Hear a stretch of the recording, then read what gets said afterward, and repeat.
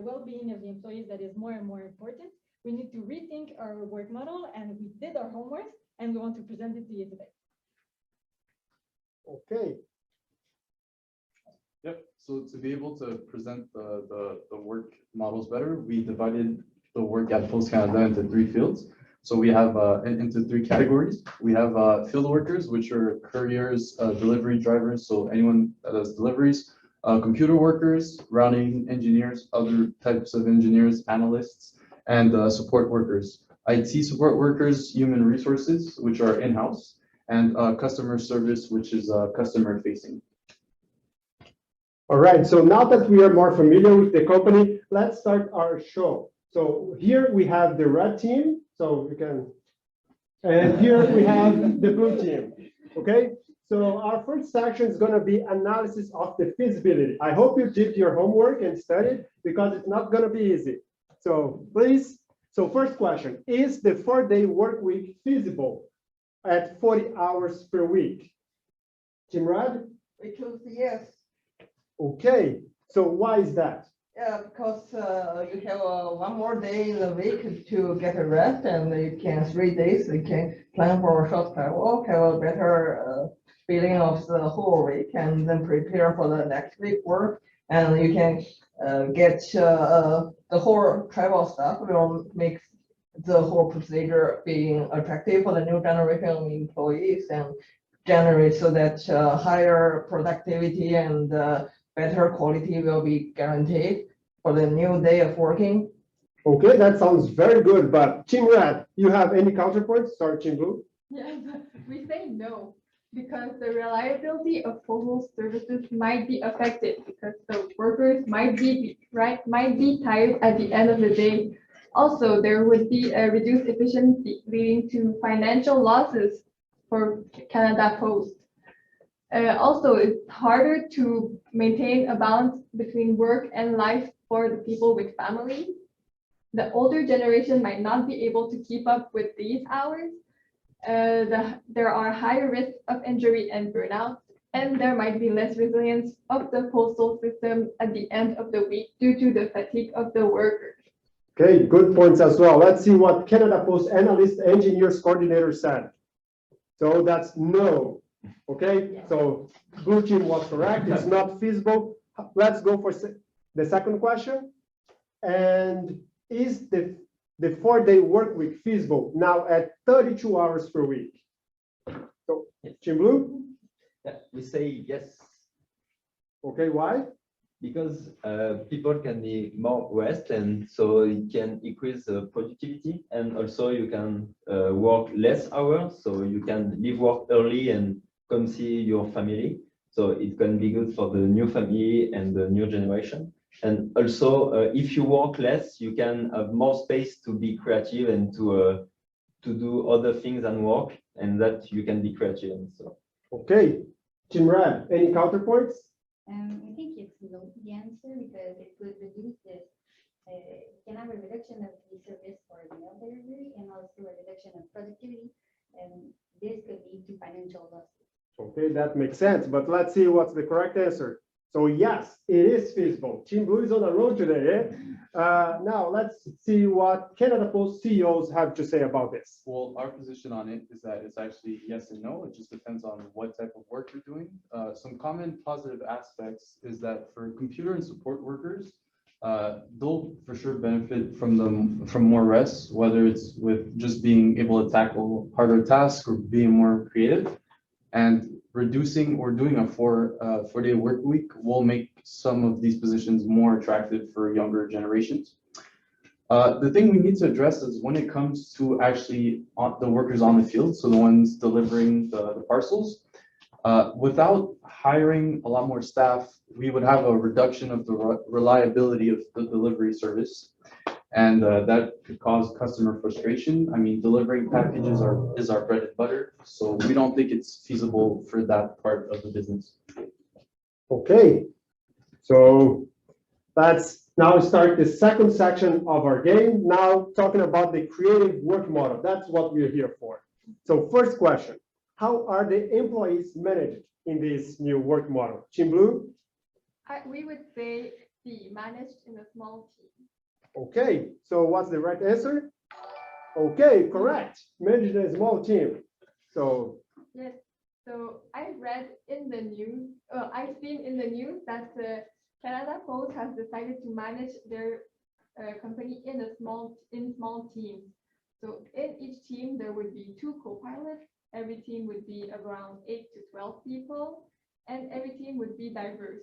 So by age, experience, culture, personal situations, early bird, night owl, etc.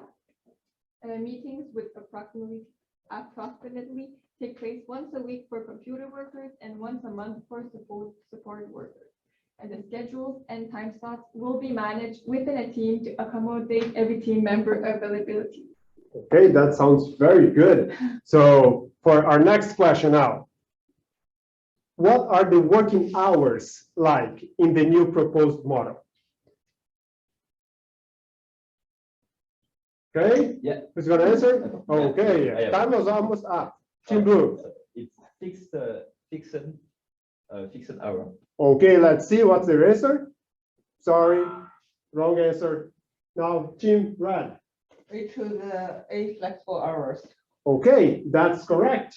Now, wanna provide more details on that? Yeah, because we always respect our employees and we offer different options for the working hours at the hiring time so that our employee can always have a choice and they can be more motivated. Okay, so that sounds good. Being able to choose your own hours and how many hours you want to work sounds very interesting. So question 5, what are the schedules like in this new proposed work model? Not in how many hours, but when do you work? Okay, Chimbu? This one I'm sure. It's B, personalized and variable days and slots. Okay, let's see. All right, right answer. So wanna some details? Yeah, so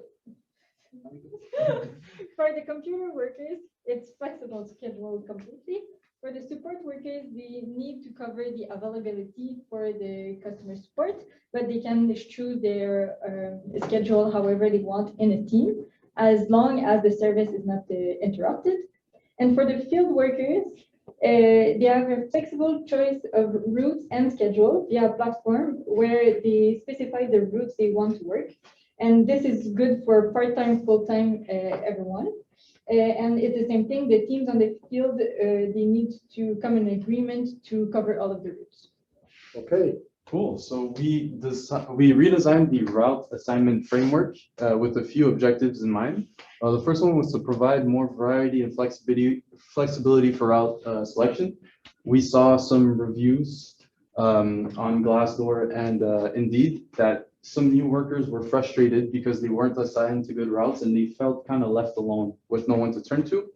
So we've addressed that. We wanted also to provide on-call workers with the ability to pick their routes, because right now sometimes the routes would be assigned for them and they're on call, they wouldn't get called very often. So now we're putting that control in their hands and reward workers who pick up harder routes, which we'll see in a few minutes. So what we did here is we have assigned teams for different zones. Okay, so zones will have different routes that the workers will have to they do the routes and they deliver the packages.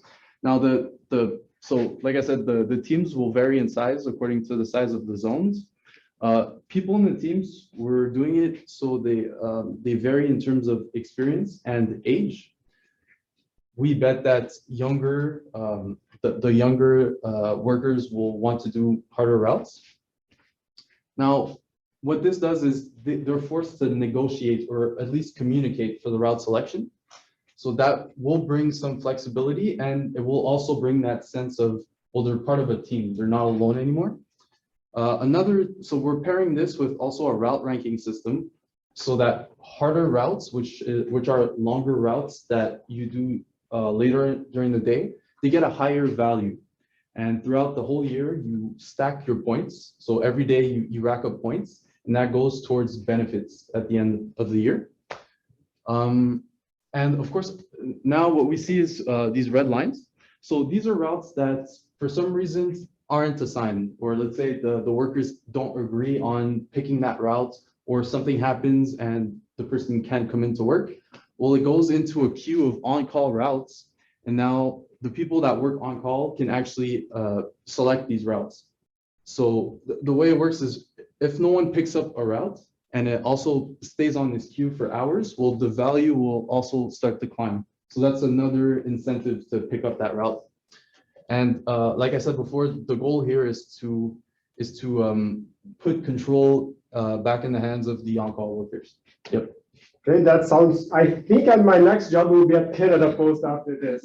So let's go for question 6. What are the working modes in the new proposed work model? Yeah, Chimrad? It's hybrid. Okay, let's see. Correct, it's hybrid. I think that's pretty straightforward. We work from home, you work at job, but I want to provide more detail.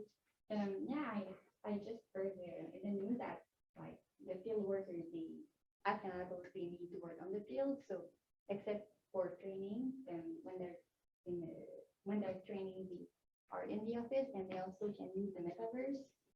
So it's nice. And for the company workers, they can choose if they are in hybrid mode or not. They can choose what they want, and it's similar for the support workers, and it's to their convenience according to the work. But as long as the team has everyone que du monde au bureau pour couvrir le travail. Désolée. Right, more details on the office? Yeah, so the way we accommodate our employees for their hybrid work is by providing a special office. And we got inspired by the activity-based model. And we designed our workspace with phone booths, meeting rooms, welcome desk, lounge, and hot desks so that people can collaborate, but also have space alone to work on the phone and be quiet. Great. And for our 7th question, how could the metaverse be useful for the workers? Mark Zuckerberg loves this. Yeah. So A, it could be used for training warehouse workers. It could be used for training delivered workers. It could be used for hybrid meeting between offices with holograms and virtual reality. So, or D, all of the above. Yeah, Chimrad? All of the above. Okay, that's correct. I don't have sound effect, technical problems. So next question. What will be the benefits? Okay, look like, oh, sorry. What will the benefits look like in the new Benepost program? And I know you're curious, the Benepost program is amazing reward systems for Canada Post employees that they accumulate points throughout the year and they redeem awesome rewards throughout the year and by the end as well. So A, more money, why not? B, more vacation days, C, memberships, or D, all of the above and more. So yeah, Chimbu? D, all of the above and more. Yes, that's a big correct. Now, Exactly. So like David said, the employees can accumulate points throughout the year, and instead of us choosing the benefits that they get at the end of the year, then they can choose what they want to do with the money. and for our last question, that's an open-ended question. So how do you see the future of Canada Post? Millionaire. With drones. Okay, that's a good one. Having packages delivered on drones. What else? Uber style post. Yeah, that's a good one as well. So people delivering things right away on demand. And any other ideas? None. I think that's good enough, right? Drone delivering your package and no privacy, but that's okay. And that's it for the show. I think we are time up, and stay tuned for our next program. And we hope the best for Canada Post. Let's have some claps. Thanks for having us. Yeah, you're welcome. And thank you for watching. And see you next time on the next episode of Millionaire Innovation.